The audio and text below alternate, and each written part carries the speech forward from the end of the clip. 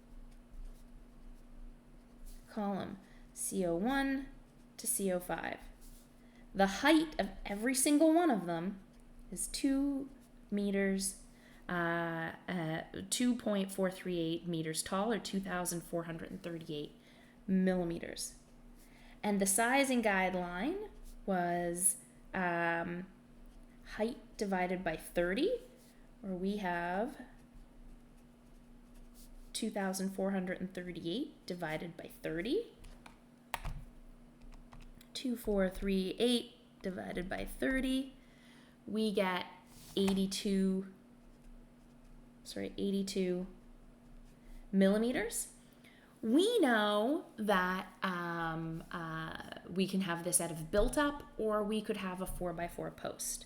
So we could have a 4x4 post, which we know is 89 by 89.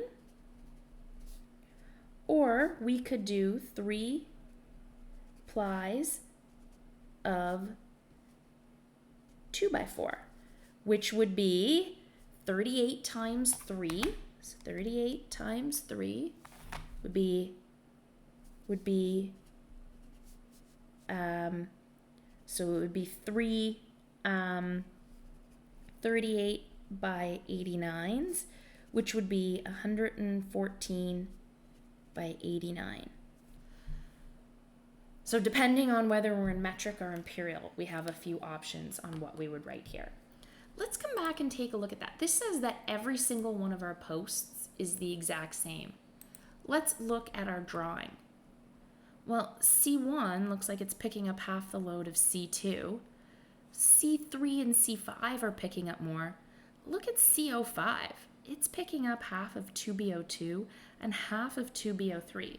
To say that CO1 and CO4 are the same size seems a little bit bonkers, but this is just our preliminary sizing guidelines. So these are what would go on our preliminary set of drawings. So all of that is worked out here. Okay, let's now just look through some pictures of wood construction here. So these are just to kind of help you out looking at things.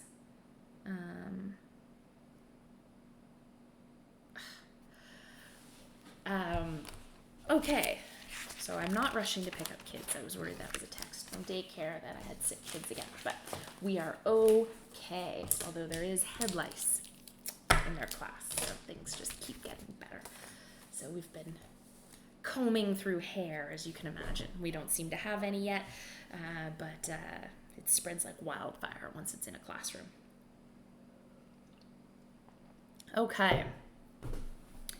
All right. Wood construction has been around for a very long time. As long as we've been able to cut it, we've been able to build with it. Before, they didn't have mills that planed things down to the exact same dimensions and the exact same sizes all the time, so there was a lot of variability. Even this house that I'm in right now, God, I could, if the camera cord was longer, I could show you. You could almost see it. Oh, you can't see my mouse. If I point my finger through that weird little window right there, that is all old original framing for this house that was built in the 1870s. And not all of the members are the same dimensions. They have different depths. They could have gotten it from different mills. They're all full-size elements, and some of them are more than full-size. Like I think those ones that are the joists back there are 2.5 inches thick, or somewhere bigger than 2 inches, and they're rough sawn, so they're not plain smooth. They look very much like this. Log cabins where they notch them. This is sort of like my cottage, where you have the spots where the wind comes through, so you have to do something to kind of repair that or patch that up. You can take wood and infill it with bits of other things. All right, so this is similar to an image I showed you earlier. This is just to help give you some naming conventions. These are not tests. The only thing I expect you to know is posts, built-up beams, joists, girders. But this shows all kinds of things that might just help you get your head around what people are talking about when they're talking about residential construction elements. This might be handy in your future if you just want to refresh before you walk onto a site, for example.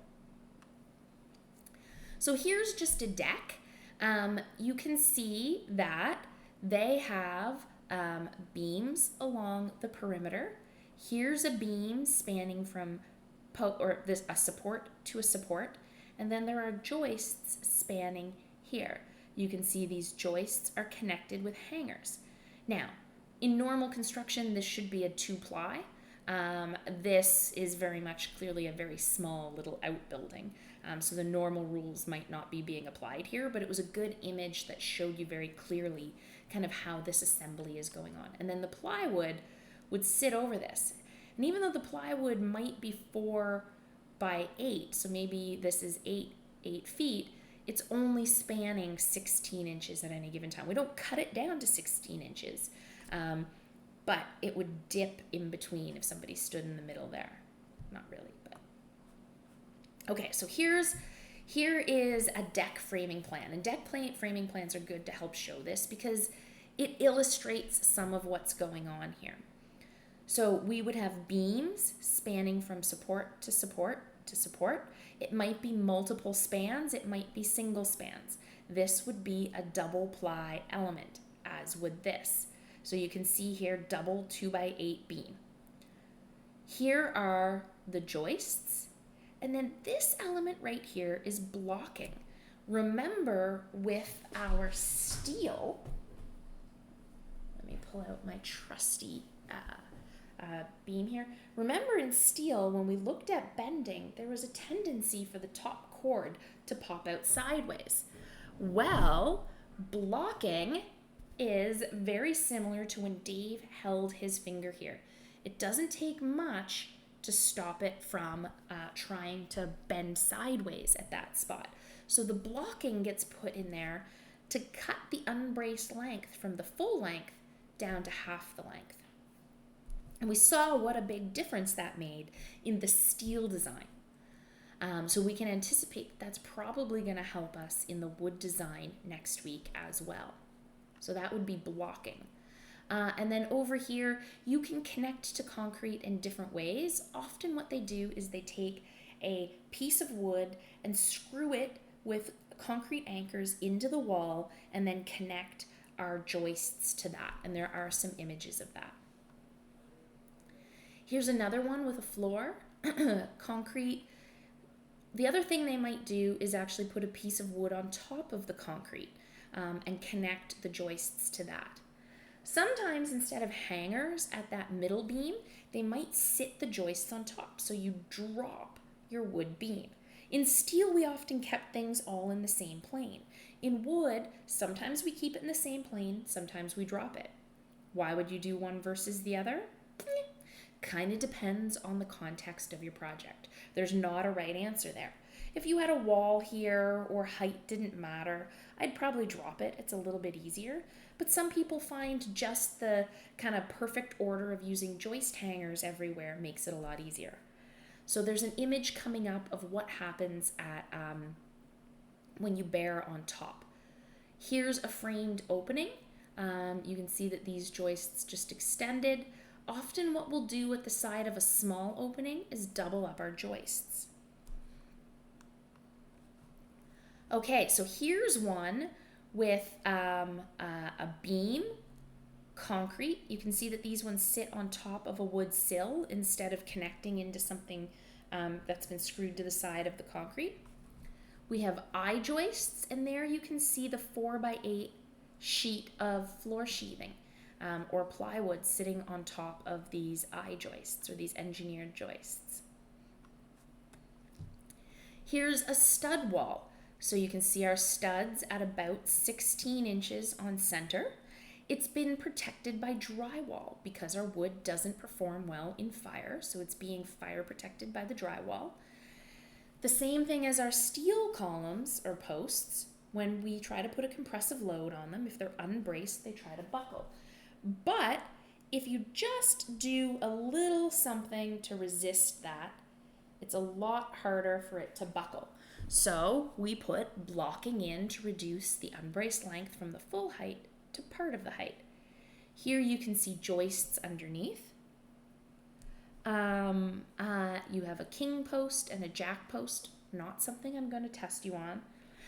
A beam that goes over a door opening, we often will call a lintel.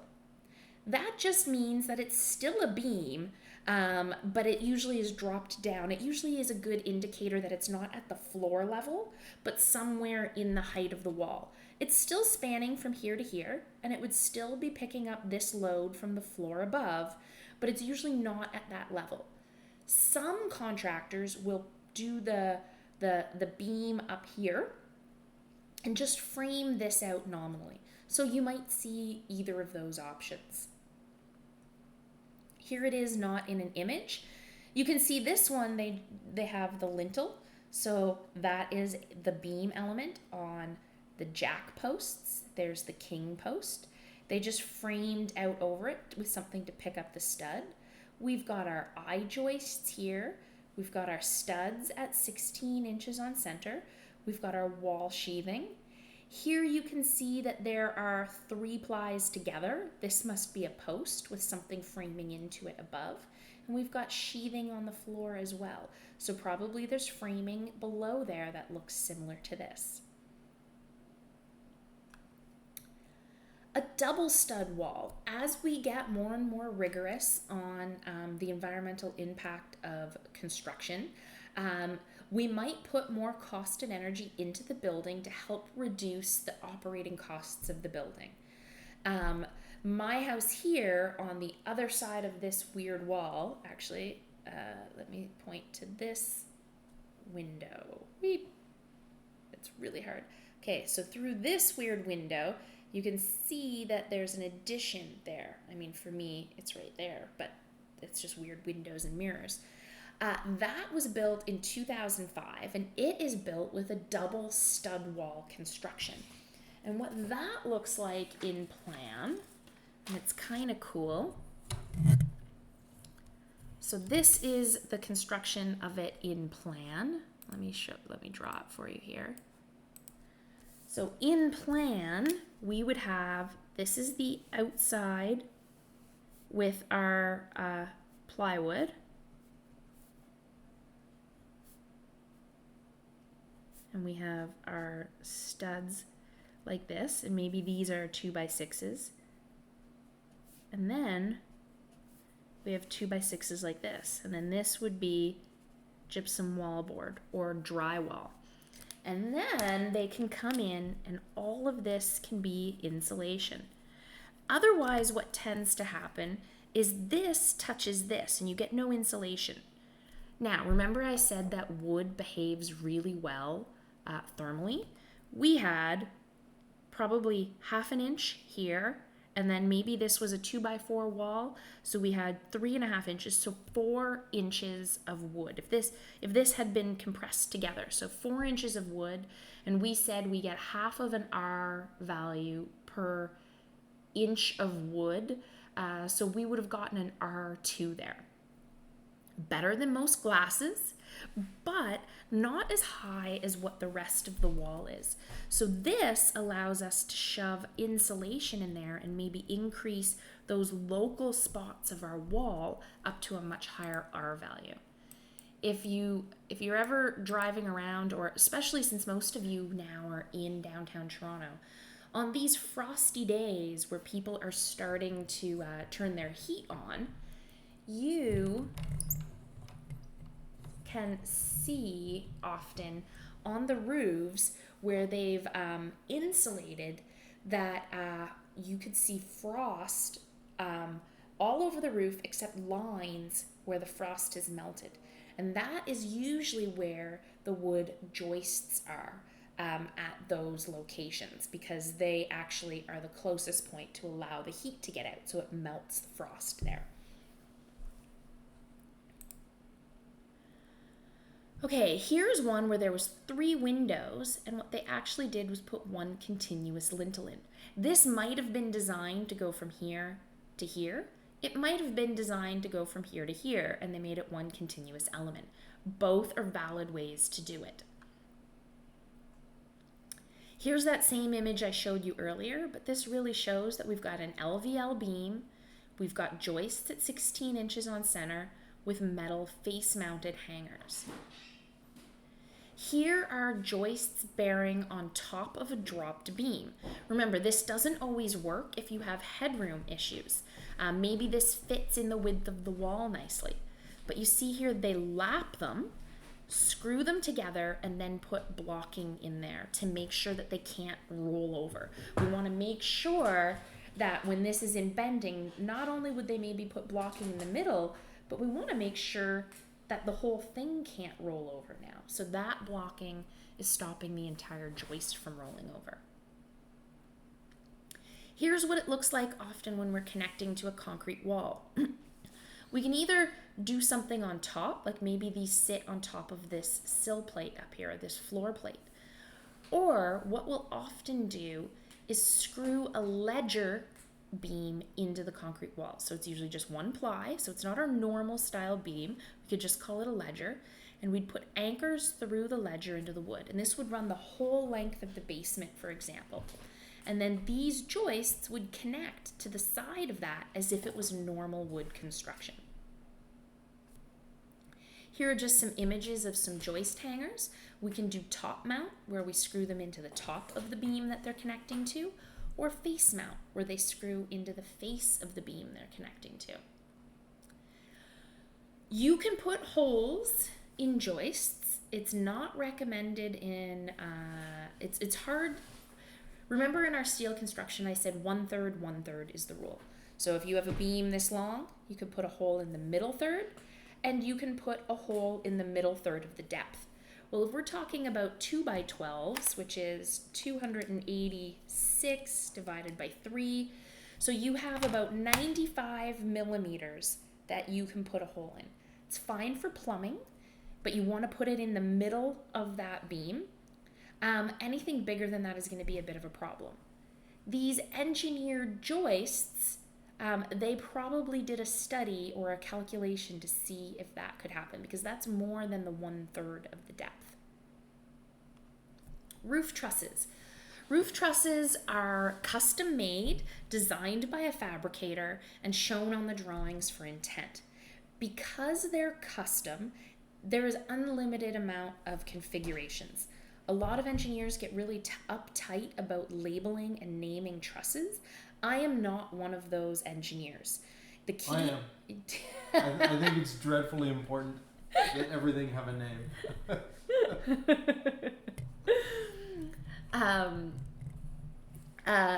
So there are a ton of different names of trusses. I am certainly not testing you on anything like that. Here are some, these ones are probably pretty common ones. These two are common as well. Here you're getting into something unique. Maybe things aren't symmetrical on both sides. The key is triangulation. We like at least 3 things connected into a point, except when this looks like it's only 2 things, except this is connected into whatever it's sitting on. So we tend to like at least 3 things coming into a node, or triangulation.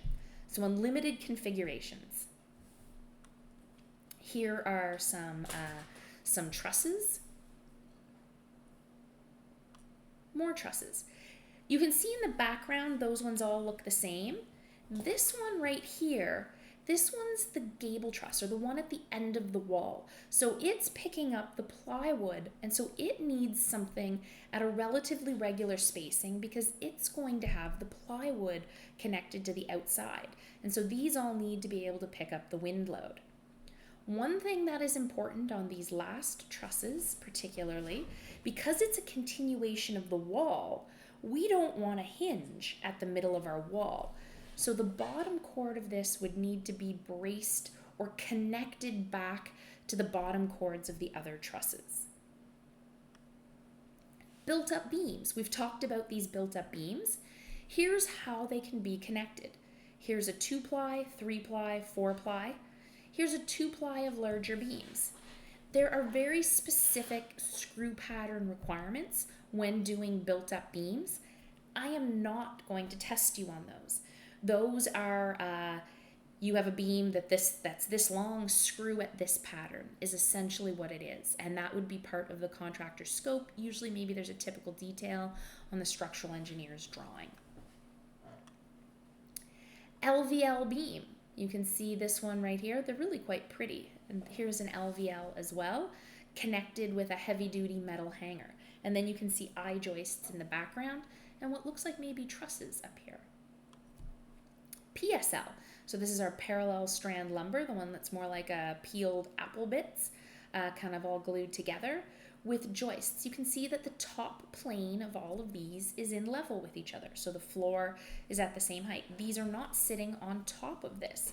If this was dropped down for these to bear on, we'd have a really deep assembly. So if you can get away with it, it's probably a little bit easier. You save yourself some joist hangers.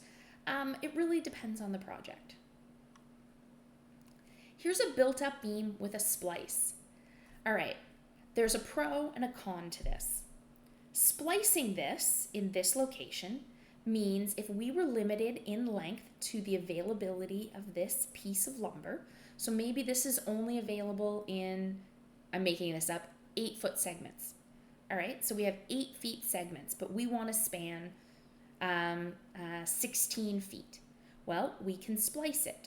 What you can't do is splice all of them at the same spot, or else you have a hinge. The downside is this is really only a 2-ply beam now. So these ones are either 16 feet long or they have a splice somewhere else in them. They've staggered the splice location. But what it does is it allows us to make a longer beam out of shorter elements, and at any given spot that there's a splice, we only have the strength of the ones that aren't spliced. Now, you couldn't go and splice this right here. It has to be some acceptable distance away to transfer the loads out of these back into this beam. A flitch beam. A flitch beam is doing a built-up beam where we add in steel plates. It is not the place we start. We do it when we have no other choice. Most wall assemblies tend to be a 2x6. Well, this beam here, when it was sized, needed to be a 4-ply. And our ceiling maybe was right here. And so there was this notch going to happen at this beam because it needed to be 4 plies wide, which made it 7 inches. That became a problem. A flitch beam is where we incorporate steel beams inside the wood. So the load is being shared between the wood and the steel. And the advantage here is that even though it's more expensive and more difficult to build, we've brought the width of the beam down to 5 3/4 inches, and now it could fit within our stud wall cavity. We're going to talk about load sharing in 2 weeks. Glulam. So here's some glulam beams and girders. Is that Steve that just pulled up? That might be Steve. There's a car there. Did you see a car pull up? Well, there's a car there. It might be the mother of the girl with the tree. Because we're right on the water, they often plant memorial trees almost right in front of our house. And there was a young girl in town who passed away in August, and so her family and her friends often come to the tree, and our kids have made friends with their family, and it's as a mom, it chokes me up a little bit. It's just really sweet. It is Steve, so sorry, I won't talk to him here, but and don't forget your mask. Yeah. It's right here. The ceiling that's ripped off, part of what we're going to be fixing up. So here is a glulam girder because it's picking up beams, and then we have glulam beams picking up decking. Here's a system I didn't talk about, was NLT. I'm going to add this into one of the slides early on. Add NLT. NLT is really cool.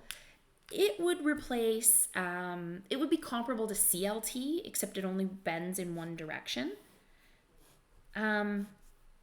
it would be essentially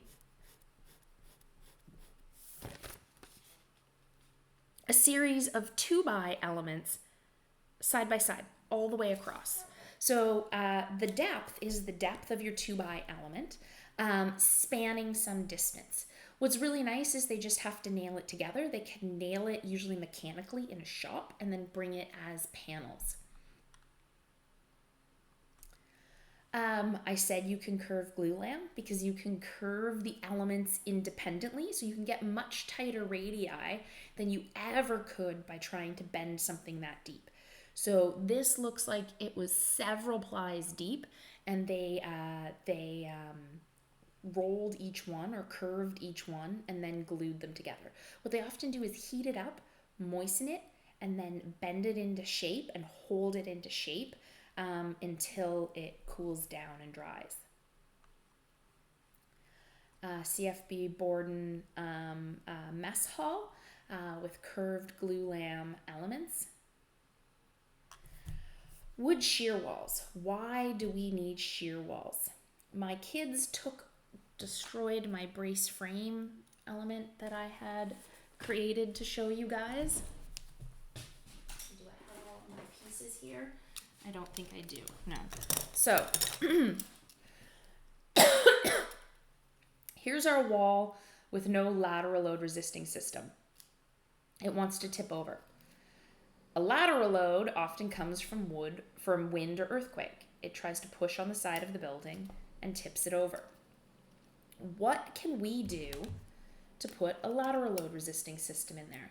Well, I showed you before with an element what a brace could do, but what if, now this is obviously exaggerated because there's a gap on it, but look at this. It went and then it stopped. Now, what if I actually blocked that in there? Look at that. So if this was solid all the way through and I tried to push on that, it can't tip over anymore.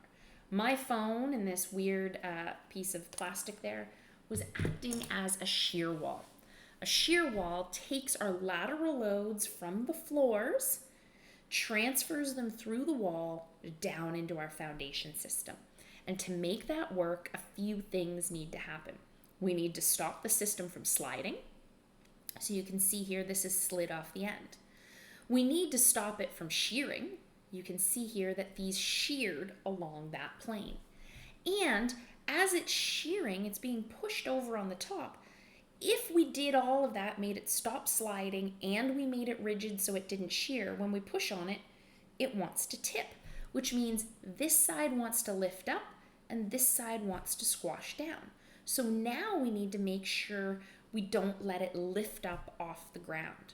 So here we have hold down anchors at each end because that load could reverse. We screw this bottom plate down to make sure it can't slide across the concrete. And then these elements, our plywood elements, are screwed into these studs to make sure those elements don't shear across each other. And that is how we do a wood shear wall lateral load resisting system. In 3 weeks, we're going to spend half of a lecture talking about lateral load resisting systems. What do these tie downs, or how do we hold down these sides of these lateral load resisting systems? Well, here you can see we have 3 different types of tie downs. We can actually do a threaded rod right down into the concrete. These are all, this one and this is a coil strap, and this might get cast into the concrete.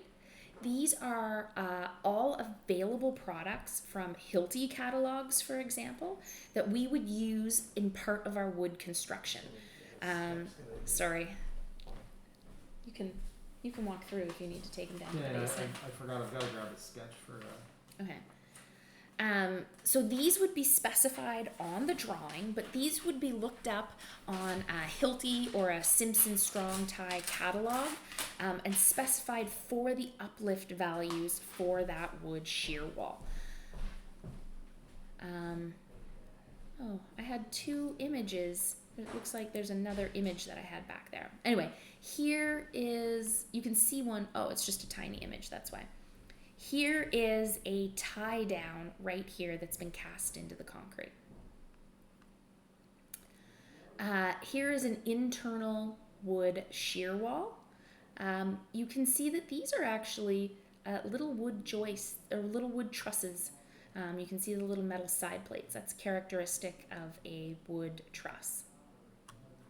You can actually buy shear wall products. Simpson Strong Tie has these that they manufacture. I've had a hard time getting them in on a project. Contractors tend not to like to want to buy them, but they often come with all the elements. What's really nice is if you have a tight shear wall kind of limitation, you can actually download the engineering of that to Simpson Strong Tie. So if it's just one little element, you can say, here are my forces, here's my shear force, here's my moment, and Simpson Strong Tie can supply a very small shear wall element.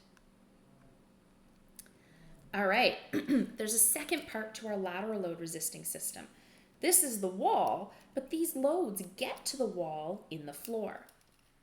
If this is our floor, we also want to make sure our floor doesn't skew. You can see that that would be as much of a problem as anything else. So our diaphragm, we call that the floor diaphragm, also made with plywood, screwed down into our joists. So there are specific nailing patterns that are required to connect your floor diaphragm to your joists. We can do braced corners. Look, this is a triangle. Whenever we're drawing a triangle, a solid filled in triangle on drawings, it usually represented a moment connection. Well, this isn't a moment connection, and this isn't a moment connection, and this isn't a moment connection. But the three of them together are the same way as if somebody tried to push you over and you spread your feet apart to allow yourself to not be tipped over. So it's the same thing. It's kind of making a truss instead of a moment connection. This wall here was not a proper shear wall system. You can see all of these lines here. Those are perfect shear planes, exactly where we need to be resisting shear loads to transfer the floor loads down into the basement, or the lateral loads here down into the basement.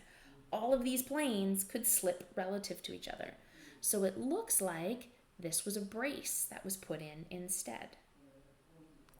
We can do wood bracing, but again, the problem with wood is connections. That's the difficult part to achieve.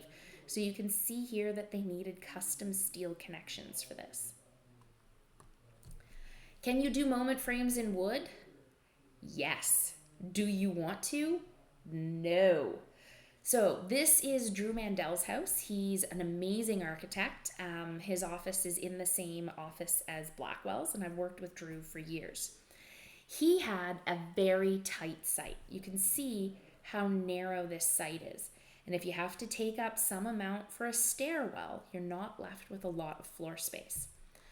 So he was like, I want no interior walls down the length of this thing, which meant we couldn't put shear walls throughout the length of the building. And it's a really long, narrow building.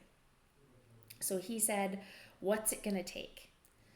So what it ended up being is a series of moment frames, wood moment frames, and I can draw it here.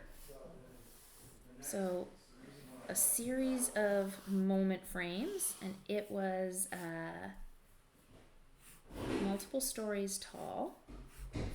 So a series of narrow wood moment frames with 6 moment connections at each on each frame, and these frames were at 8 inches on center instead of our typical 16 inches on center, and each connection, I think it needed 20 special screws. So each screw was like $5 versus your normal screw, which are pennies.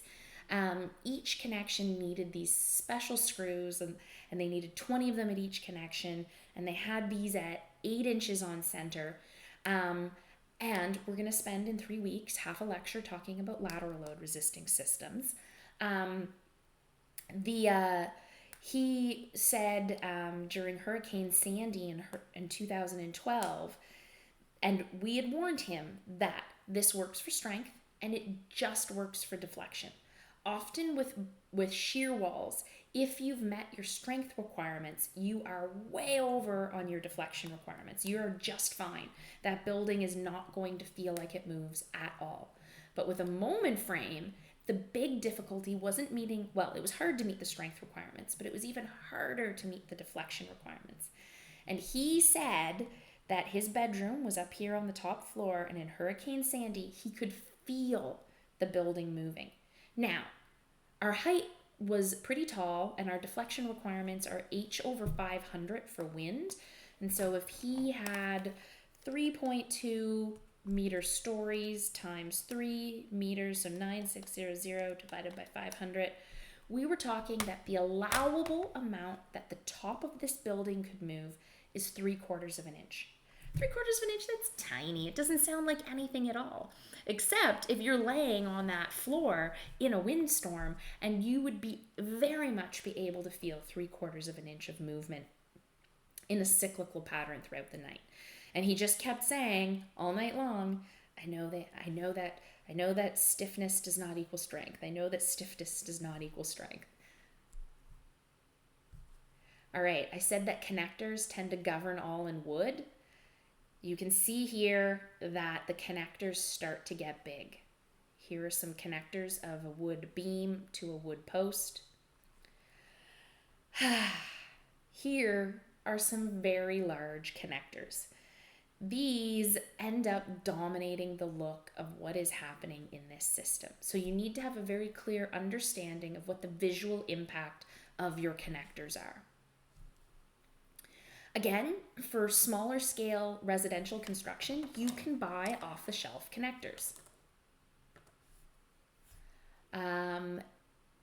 We don't often like to do steel on wood. We can do it, but we're going to talk next week about the fact that wood shrinks. As the wood shrinks, the wood-to-wood connection has some play in it because of the nails and the screws connections. The steel is bearing firmly on this, and it is really stiff and might end up with a tiny gap there, or there can be implications of that steel to wood connection. You can do very unique things with wood. So this is a project that I engineered way back in 2008, 2009. It's the Native Child and Family Services Longhouse in their headquarters in Toronto at 30 College. Still a structure that people talk about. It's like really a lovely, lovely space. Here we have arched glulam trusses with long spans over a river. This is maybe a bit of overkill. I don't know. Maybe this is exactly what it took to design this. Maybe this was aesthetics. It's not clear to me, but I'm sure there was a good reason, whether it was aesthetics or whether it was strength, to design this. And here's a project that I did in, I wasn't the lead on it, but I did do all the engineering for the members in 2006. So you can see we have tongue and groove deck spanning two wood beams on very slender steel columns. Here's NLT. I talked to you about NLT. I drew it a little while ago. You can have NLT, which is our nominal lumber, nailed together with all of them side by side. If we're worried about vibration or floor finishes, we can put a concrete topping on that as well. Here is the underside of an NLT floor. It can be very beautiful.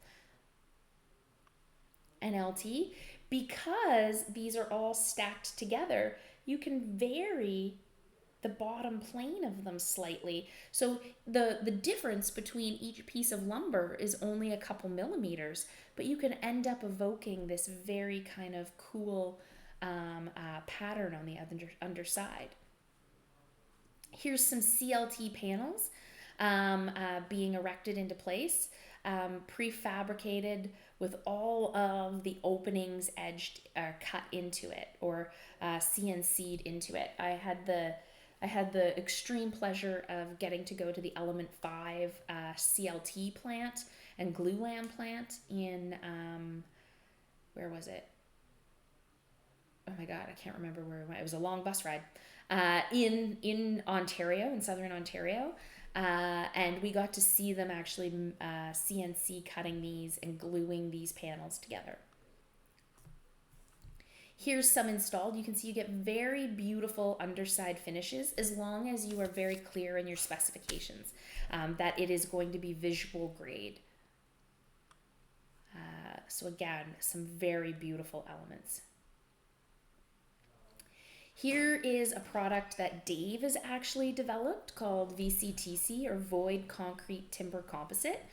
So this is where on CLT or NLT, you would have void plastic balls to help remove some of the mass of the concrete topping.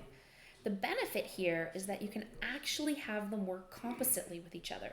So part of the work is in the concrete and part of the work is in the wood. Remember, when things are in bending, we have one side in compression and one side in tension. So having that increased depth by making use of the concrete and the wood really makes great use of that depth. Like I said, we're going to talk about what the heck composite means in 3 weeks. And then, what's the future of wood construction?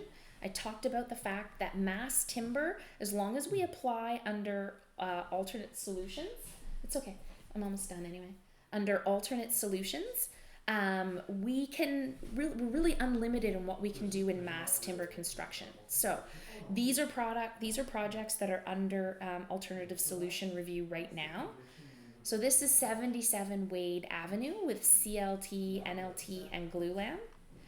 This is a really cool project. This is the U of T high-rise academic center. So this is the gold ring project that I designed in 2012.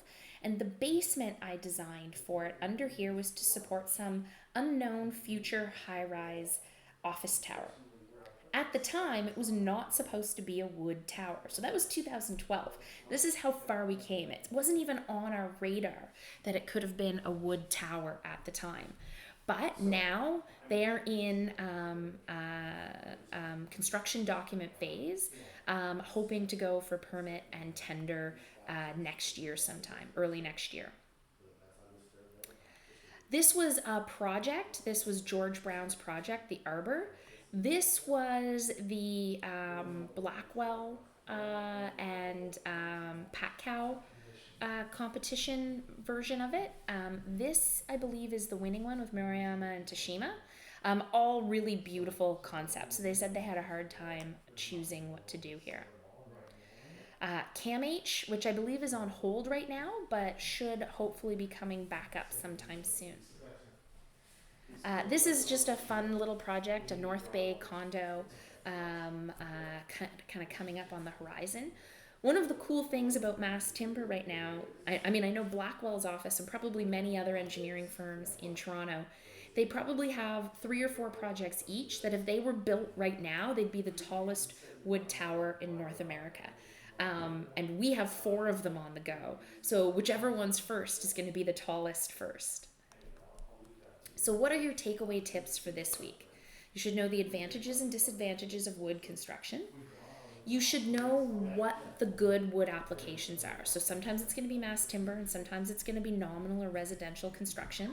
And I gave you a list of when those are each appropriate to use. You should be able to recognize basic wood construction. So 2x fill in the blank joists. You should be able to visually recognize a built-up wood beam. A lintel is that beam over a door. Studs, those are the things in the walls that are at 16 inches on center. A built-up post or a post. A shear wall, that's the plywood on the side of the wall. And a plywood floor as a diaphragm. You should know how to do preliminary sizing of wood construction, so similar to what we did as the sizing guidelines here. and understand that wood design is evolving and is really cool. And if we apply under alternate solutions, we have an unlimited possibility of what we can do in wood right now. Okay, so that's end of this week's lecture. I know next week is your reading week, so I will be back with you guys in 2 weeks. So take a deep breath, hopefully relax a little bit. I know all of you are probably going to work like mad still over your reading week, but take a day or two to kind of decompress and relax a little bit. See you guys in 2 weeks.